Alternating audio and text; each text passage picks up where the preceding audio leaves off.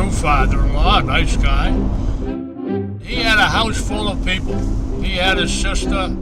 He had Celia Jean, Cindy, who wanted to be called Cindy, who was now Cindy. And he had Wilma,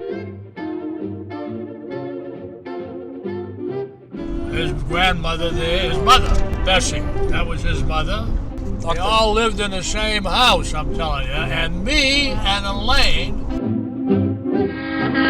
Well, I pulled out of Pittsburgh, rolling down that eastern seaboard. Jack then went into the furniture delivery business in partnership with an acquaintance of his, Irving Fisher.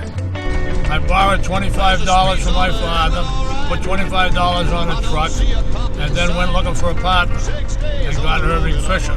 I knew he had money. His mother always gave him a lot of money, so I knew he'd be a partner because he I knew him for years.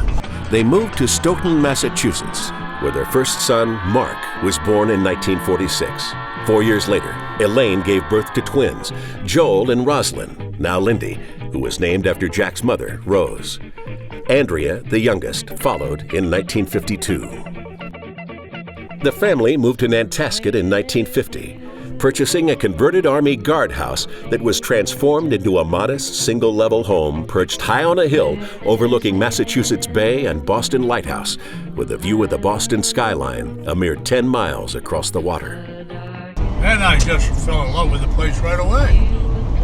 Now he wanted, I remember I paid $12,000 for it. Slavery for the rest of my life. The Kagan kids were an energetic and unruly bunch, to say the least. And Jack had many challenges during this time, trying to remain solvent in a rough and competitive business. He frequently arrived home from work to be greeted by Elaine's tales of the day's many pre-adolescent misbehaviors, which sometimes included flaming croquet balls and flying javelins. It's not my fault. Well, I think Dad back then, in his generation, the role of the man was to go out, make the living, and the mother was supposed to take care of the children. Remember, we're back in the 50s. I think in that respect, he was a strong man because he went and made whatever living he could. I think that in his mind, that was his role. That's what he was supposed to do. During my adolescent times, I had very much a chip on my shoulder. And we would definitely have some tussles.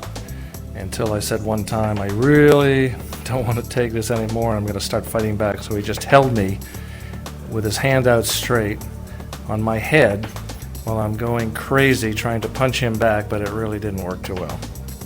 Life could be a dream. Life could be a dream. Do-do-do-do, shaboom. Life could be a dream. If I could take you up in paradise up above. In 1957, he met a person who was to change the course of his life, Norman Sinclair. Norman was Dean Van Line's manager for the Eastern region. They hit it off, and as time went by, they became fast friends. Norman would visit Jack and his family in Nantasket from time to time.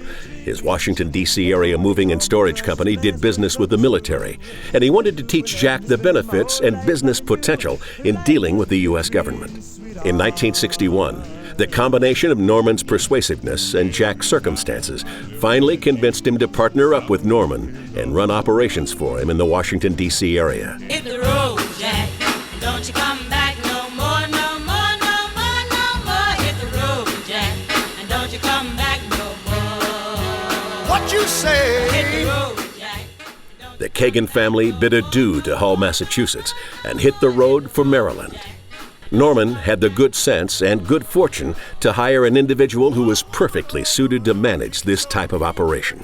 He worked with Norman for 3 years and helped grow his business. His reputation within the industry was growing steadily at that time.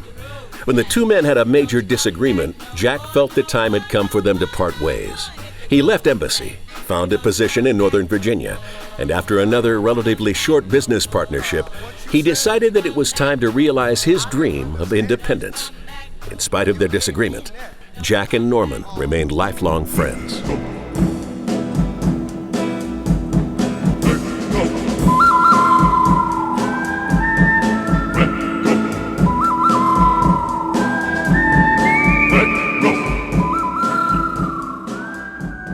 In 1964 came the purchase of a bankrupt company, Columbia Van Lines in Alexandria, marking the beginning of great success in the moving industry. Elaine and Jack agreed to divorce in 1966. Elaine found her own independent success in real estate. Mark graduated from the University of Maryland and moved to California. Joel enlisted in the military after relocating to Hawaii. Years later, Elaine, Lindy, and Andrea would follow Joel's path and make their homes in Florida. Basically, he was with me at the time I went to Fort Shafter, right in the middle of Waikiki, and I got sworn into the military, and he sent me off to the Army. He knew a lot, I'm sure, about what the military was, and it was a different frame of reference. There was a war going on in Vietnam. I know that he was concerned a lot about it, but he also, wanted to see me become a man, I guess. I don't think he really knew who I was at that point. He just knew that I caused a lot of havoc. Jack met Joyce Smith when he moved to Landmark Towers Apartments in Alexandria following his divorce.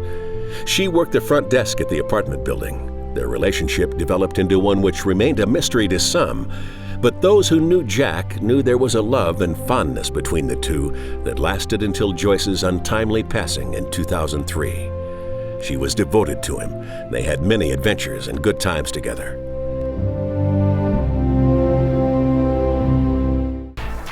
At the peak of his business activity, Jack owned a number of companies, including International Export Packers, or IXP, an international freight forwarding company with offices located in New York, England, and Germany, a steamship line, and several other forwarding operations. His Great American Van Lines was moving military household goods nationwide. He also owned a flatbed container service, a container construction business, warehouses in Alexandria, Norfolk, Baltimore, and Petersburg, Virginia, and had a large network of agents, friends, and connections all over the world. He has always loved sailing and the ocean. He bought a house in Naples, Florida, and took his boat there, piloting it up and down the East Coast with family members, friends, or business associates. During that time, I knew he was successful in his business, but I didn't realize how successful until his motor broke down in his boat. He needed to get it fixed, and we were sitting there eating, and the boat master came over, the guy from the marina, and said, "Sir, we'll have to fix your boat, but we're going to have to get something from the bank on this." And Jack gave him the bank person's number and said, "Come back and tell me if everything's fine." And about an hour later, we're eating, the guy came back, and Jack said, "Well, what's the story in the boat? Did you fix it?" And he says, "The bank told me for you to buy the marina." The true thing about Jack is that he is and will always remain a man's man. He's faced many challenges, has had really good times and really bad times, as many of us do. Through it all, Jack has remained straightforward, strong, and true to himself and to his children, Mark and Joanne, Lindy and Joe, Joel and Yuka, Andrea and her son John Ryan, Brian and Apina, Stephanie, Tom, and little Jackson all look up to him with love and respect. That is why we are here tonight, to honor him with this special event. Who else would you compare him to? The Godfather. Yeah, the Godfather. He is a father, a grandfather, and a great-grandfather. And most of all, he is his own man. But, he's really one hell of a guy. And we love him. Yeah, love him a lot.